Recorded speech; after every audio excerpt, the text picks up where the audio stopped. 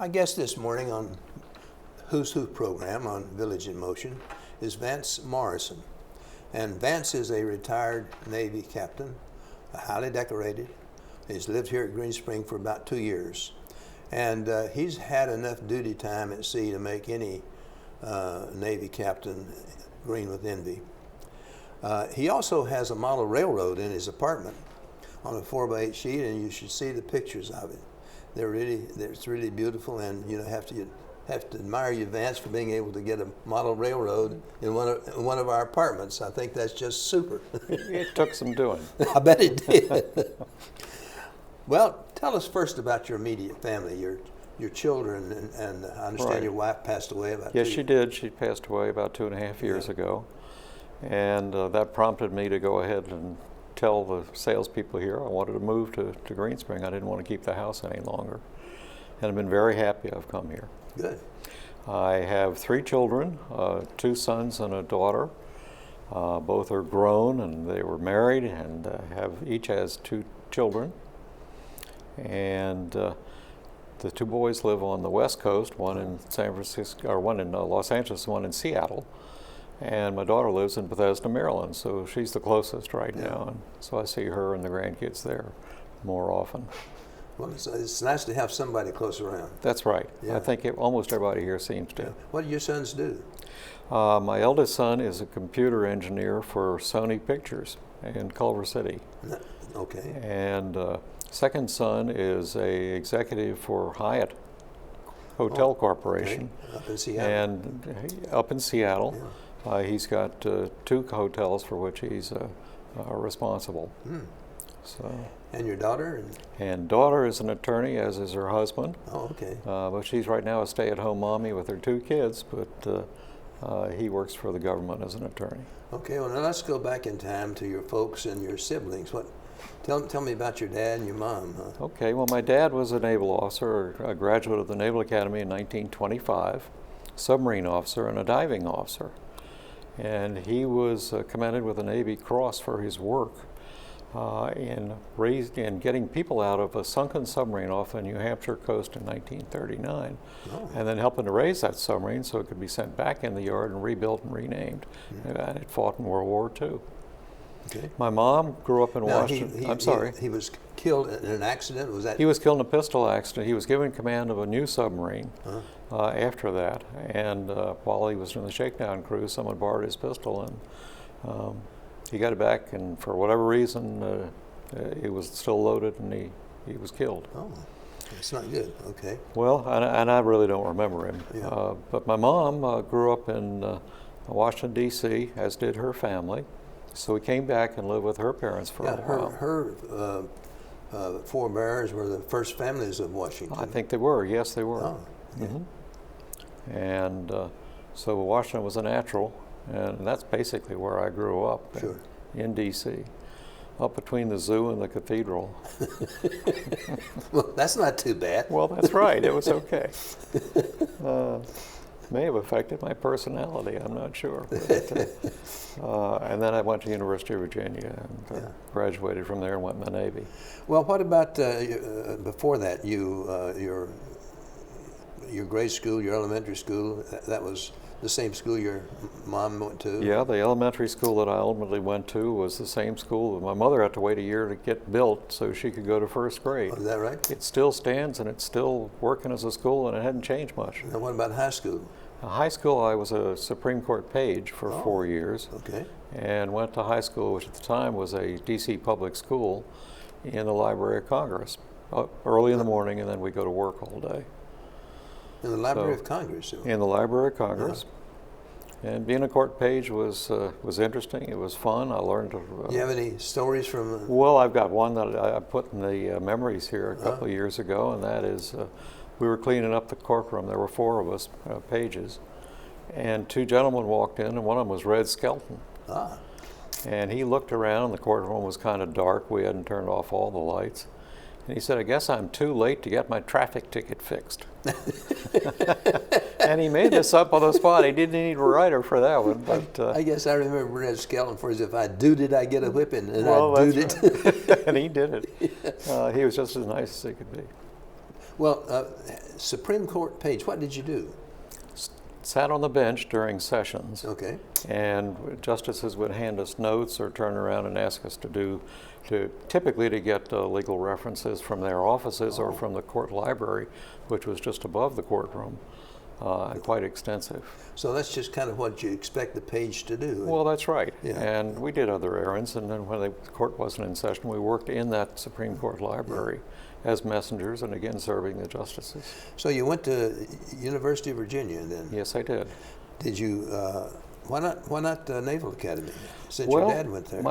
My father's classmates thought that I might be a better fit, and I think I was influenced just as much by my older brother, who was 9 years older, who also had attended Virginia on an ROTC scholarship and served in the Navy as a submarine officer for a few years. Oh, okay.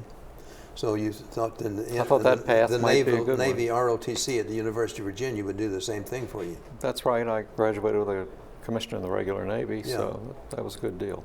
But you intended to go in the Navy all along? Yes, I did. Yeah. From the time I was quite small. I don't understand that, but that's okay. That's okay. We'll talk about the Army-Navy game. That's right. All right. Well, so you graduated from University of Virginia, and in your Bachelor of what? Bachelor of Arts in Physics. I started out in engineering and then switched to physics. Okay. Don't ask me why, but that worked out fine. Well, that's a good subject. It seems to be. And your commission, so your first assignment's aboard a destroyer. Yeah, the Herbert J. Thomas in Long Beach. Yeah. That was her home port. Old World War II destroyer, but learned a lot. And that's probably the first time you'd been on the West Coast. Actually, I'd been visited there once before with my mother in the mid-50s. Long Beach, that's just south of L.A. Just south of L.A. Yeah. I spent 2 years in L.A. going to USC. Oh, that's interesting. Well, that's where my master's is from. Oh, is that right? Mm-hmm. And your master's in aerospace? Aerospace management. When did you get that? Yeah, I was in Hawaii. They had an extension at Hickam Air Force Base in Hawaii. Yeah. One of my Air Force buddies suggested it, and it sounded like a good idea. So, okay, well, let's not digress too much. No, I hear you. And, well, so you were on the destroyer in Long Beach and as an electronics officer, commo officer? Yes. Yeah. And then got transferred to the USS Weiss, what we call an APD. Did you deploy? Yeah, I deployed one time to the Western Pacific, off of Vietnam the very first time, but we didn't do anything. So this is 1962? 63, actually, yeah. Okay, so things weren't really heating Not up that too much warm that time. yet. Yeah. But by the time I got to the Weiss, which was the home port in San Diego, which was a converted World War II destroyer escort for carrying underwater demolition team and SEALs and Marine reconnaissance. Okay. We deployed twice, and both times we were active in Vietnam, providing support to the SEALs and UDT who landed with the other Marines along the coast. So were you up and down the coast? Up and down the coast, Yeah. yes. Not in any particular area? Not any particular area, and the only time I ever went in country was in Da Nang a couple of times for a couple of reasons. Yeah. So this was in 64, 65? 64, 65. Yeah. Okay, what happened after that? I got selected for language school. I had applied. The kiss of death, huh? And hoped I'd get Russian, and they said, we'll give you Russian, but how about Chinese? And I gulped and said, okay, I'll try it. But it turned out to be all right. I didn't Now, have any you problem. spent a year there, A year there at Monterey, California. and you were able to learn Mandarin Chinese Well, the rudiments, that's well correct. enough to be able To use it. use it, huh? How about speaking? Speaking and a little bit of reading and a little bit of writing. Okay. And but the speaking was the important part for my first assignment, which was with the Naval Security Group. I had a listening post in Hakata, Japan, on the southwestern tip of the southwestern island, Kyushu, in Japan, a place called Hakata. And it's close to, what's the name of the town? Fukuoka. Fukuoka. And Itazuki Air Base for the military. Oh, yeah, people. Itazuki. I remember Itazuki, yeah. So that was pretty interesting, and I became the executive officer of that activity, but also was a direct support submarine cryptologic officer and went on 6 missions. On submarine missions? Yeah, and That took up about half of my 2-year so-called short tour. So you even deployed from that job, huh? I even deployed from that job. That's correct. And that didn't make you want to become a submarine officer? Oh, no, it didn't. And, just the other way around. Yeah, that's right. And they tried, I didn't want to be a cryptologic officer for a career either, but very much admired them. So then I went back to the Surface Navy where I'd started out. Okay. Now you went to the department head course. What's the department head course? Well, the Navy has the commanding officer and executive officer, and then they have several departments on each ship. Operations and engineering and weapons are examples. And so they teach you how to be a mid-level company grade, if you will, for the Army. Leader of those particular elements of a ship. That's sort of like our advanced course, maybe? It may be. I'm not sure. Yeah, I tried to correlate it, and yours have 7 years. You're a company grade officer. Yeah, I was 03 for all, and most of my classmates were. And so I thought that might be something like our advanced course. It was a 6-month course that covered all the aspects of shipboard life, and very useful. So you got back to surface warfare, so you got another boat, huh? Got another boat, went to the USS Reeves. It was called then a destroyer leader, but later a cruiser. Oh, okay. And picked her up in Bath, Maine, where she had been decommissioned for some renovations. Took her all the way around to Pearl Harbor and then deployed her into Vietnam, Gulf of Tonkin. And this is a cruiser, so you have heavier armament. Well, yes, but no guns. No guns? No guns. We had all missiles, 88 missiles. It was a strange class of ship, but that's odd. Yeah, we had little tiny anti-aircraft guns, and that was at a couple of them. Anti-aircraft? Yeah. No surface-to-surface missiles? No. Oh. Not then. So it's just an anti-aircraft ship? Anti-aircraft ship. Well, and it was pretty big. I didn't realize we had. But it is kind of important. The second ship of that type did have a surface capability, but back then we did have a helicopter for search and rescue, and we operated in the northern Gulf of Tonkin off of North Vietnam. You have any good stories from that deployment? Well, not really. Our job was to keep the inbound airstrikes from the carriers to the south that were going into North Vietnam from straying into China, and then directing them out and making sure that they didn't have friends with them who had red stars on their wings. And also the search and rescue mission.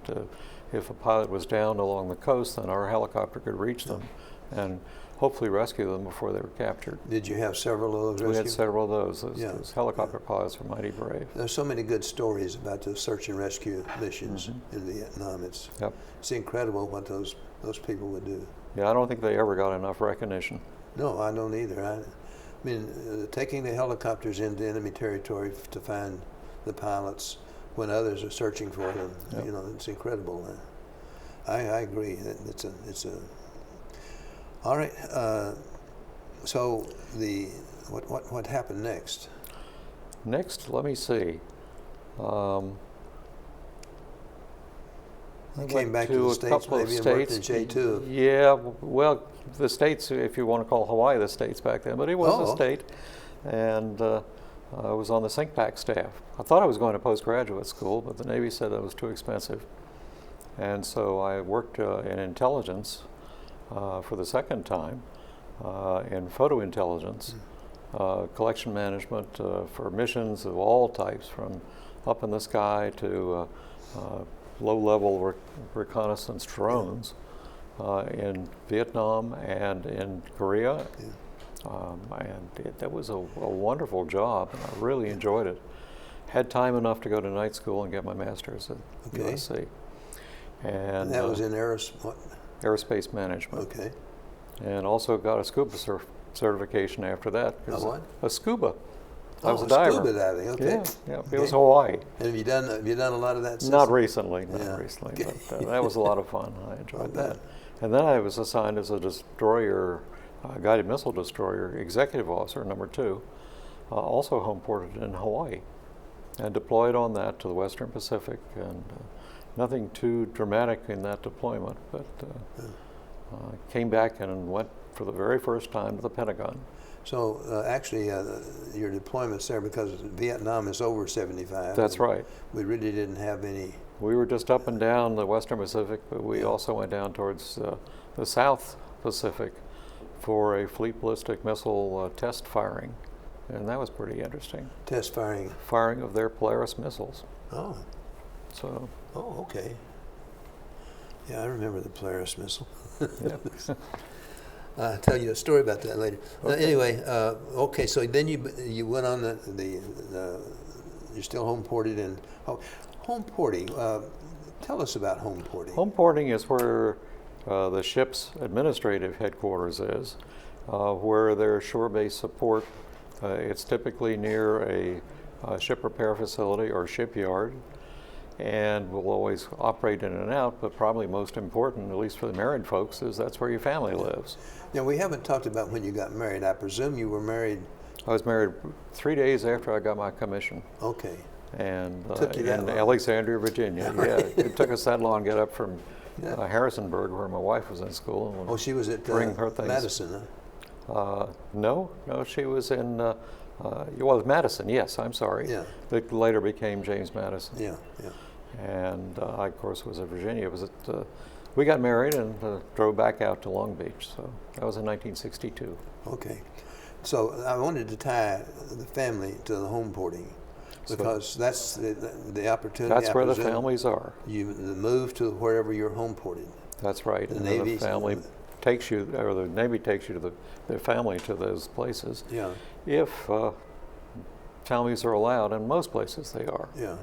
So your family was in Hawaii with you? With me for 7 years. Okay. So That was a great period of time. somebody had to do it. All right. So you were home ported in Hawaii, and you came back to the Pentagon. Huh? Came back to the Pentagon, worked in the Office of Chief of Naval Operations in anti-submarine warfare. And I had a second hat. I was working with torpedoes, where it was anti-submarine intelligence. And I briefed my 3-star boss every day on the disposition of Soviet submarines around the world. Okay. So it's kind of interesting, because you went to the Defense Language Institute, learned Chinese. You spent most of your time in the Pacific, and I presume, and when you had assignments other than on board a ship, you were generally in intelligence work. That's correct. And did you use that Chinese in any of those other intelligence? Not then, but later. Later, okay. Not then, Oh, you but later. remembered it that long to have it later, huh? Well, no, I didn't. And I'll explain that when you get to it.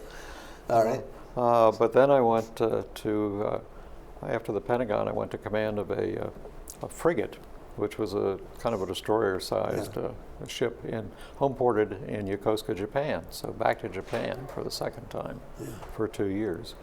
And we operated. You were in Yokosuka when? 1981 to 83.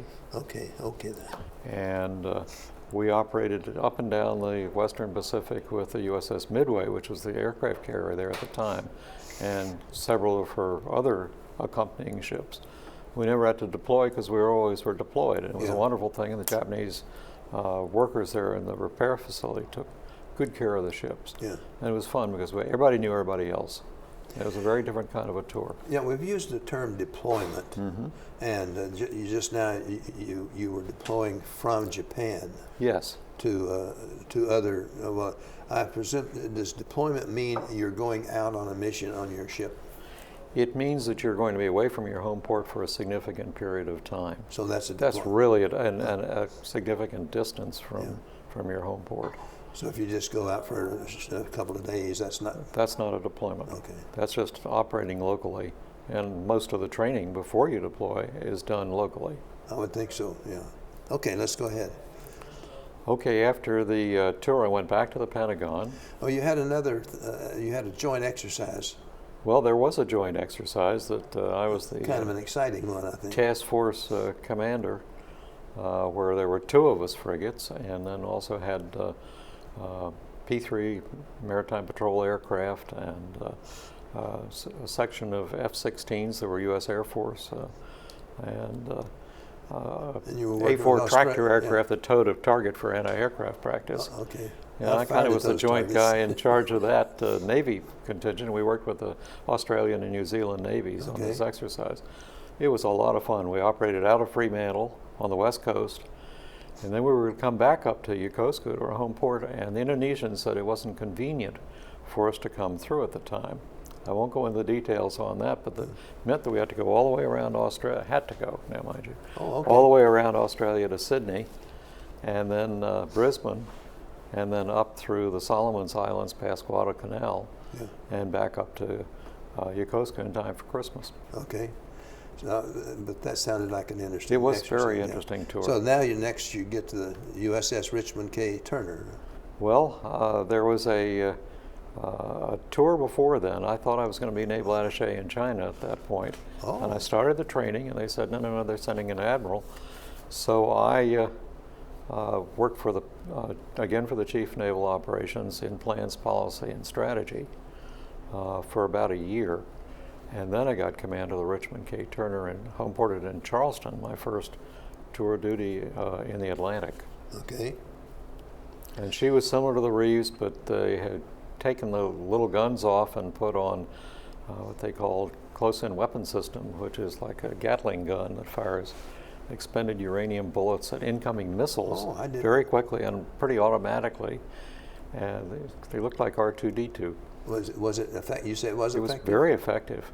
And but we that's also pretty close range, though. That was close range. Yeah. And then we had Harpoon missiles for long range anti-shipping, in addition to our 88 long, almost 100-mile anti-aircraft missiles, which also could be elevated or down to the horizon to fire against ships. So we had quite a bit of firepower at that point. Sounds like it. Okay, so that was so you finally got to the Atlantic. Got in the Atlantic, deployed to the Mediterranean for the first time. Had a wonderful time up. And you had one fracas there that you were involved in. Yes. The Omar Gaddafi was acting up and hijacking people and killing people, and so the president decided to use military force to convince him otherwise, and I was part of that force. Okay. I was the anti-air warfare commander there for the task group that was up above what Gaddafi called the line of death. So then you become the attaché to China. Then I was ordered to the Defense Attaché School for attaché training for several months, and my wife joined me. She did? She was part of the team. Well, I would think so. I mean, that's important. It was voluntary on her part, Oh. but they encouraged it. Good. And so we also went through the State Department's Foreign Service Institute. She learned Chinese for the first time. I brushed mine up for about 8 months. Okay. And then we all went to So Beijing. I imagine being the attaché in China, that's a very interesting and it is interesting. busy job. It's a busy job. You work for so many bosses. You work primarily for the ambassador, but you work for the Commander-in-Chief of the Pacific and the Pacific Command, Joint Command, and the Pacific Fleet, and the Director of Naval Intelligence, and the Defense Intelligence Agency, among probably others. But anyway, you try to do all these different tasks. It's not just cocktail parties. You're actually collecting intelligence overtly, not covertly. That's the CIA's job. And also foreign military sales. Sometimes some countries had foreign military sales offices. China, of course, did not. And also hosting VIPs up to the president. I was in charge of a return basket for President Reagan when he came over right after he was inaugurated to Emperor Hirohito's funeral. And he, of course, had been, this was the first President Bush, he had been the liaison officer, acting sort of as ambassador in China. So he and his wife wanted to come back. So they set up a tour of China, not a tour, as he stayed in Beijing, but it was a very interesting time, and I was in charge of the return banquet. Yeah, I imagine when you have the president attending and you're the attaché, you do something. That's for sure. Well, we had the Tiananmen Square about that time. Yeah. I'm going to talk about that on the 12th for the history forum here. Okay. So we don't have to talk about it too much here. We don't have to, but I'll be glad to. But what I didn't plan when I said that I would do this was that Hong Kong would act up and become a very pertinent subject to compare with what happened in 1989 at Tiananmen Square, which was a pretty brutal crackdown. I guess my concern in Hong Kong is that they've agreed to remove this particular law, but extradition. But that's just. I guess I'm not trusting the Chinese too much on this. Well, that's exactly right, and it's probably a good idea not to trust the Chinese too much. Okay, but you're going to tell us all about that. I'll tell you all about that, and as much as I can. I was there in Beijing at the time. Okay, folks, now you want to go to the History Forum on the 12th of September. September at 3 in the afternoon. Right, okay, good. There'll be posters on that, I think. So your final assignment was in the Pentagon? In the Pentagon as Senior Joint Planner. My title was Assistant Chief of Naval Operations for Joint Matters, and Assistant to the Chief of Naval Operations. And I did all sorts of different problems that occurred around the world. One of them was the chase of Noriega down in Panama. Okay. One was an interesting one you don't hear much about was the eastern exit in Somalia, where the rebels had taken every embassy except the United States Embassy, and they were clamoring to get over the walls, which had broken bottles embedded in the concrete at the top of the walls, but the small Marine security guard didn't think that they'd be able to hold them. And so they asked for help, and we managed to get a task force down there just in time. Helicopter arranged to send helos in with more troops and to take the people out. There was staff from the Soviet embassy, the British embassy, and French embassy in the U.S. embassy, and all they had left was champagne and carved caviar to consume. It was an interesting thing. And then, of course, Desert Shield and Desert Storm, which so you were major involved in the evolution. planning of that too. Okay, that's correct. Well, so you retired in 1992 after 30 years, full, and you began to work for a company called General Research Corporation, where you did similar things, providing support to the Navy. Right, and that's where my master's degree came in with aerospace management. Oh, I imagine, It was very helpful. The first company really was called SWL, and it was a captured corporation that was working for the Navy, providing support for submarine intelligence. Yeah. And then this merged into a submarine, space intelligence thing. And so ultimately GRC was bought out by AT&T, and that's who I retired ultimately from. Okay, we discussed your coming to Green Spring originally, and we're out of time, Vance. Well, I tell you, as I said at the beginning, we're going to run out of time, and we have. But I've enjoyed very much having you on as a guest today. I'm honored to be here. And I hope we have learned a little bit about the Navy and Vance. And Vance, what a career you've had. I kind of envy it in a way, but on the other hand, that's Navy. You know? That's true. So, okay. But the Navy's okay. I mean, your assignments on the destroyers and so forth are just super. Right? Well, I thank you for your service too, sir, in the Army. Thank you. I appreciate it. I'd like to hear about all that someday.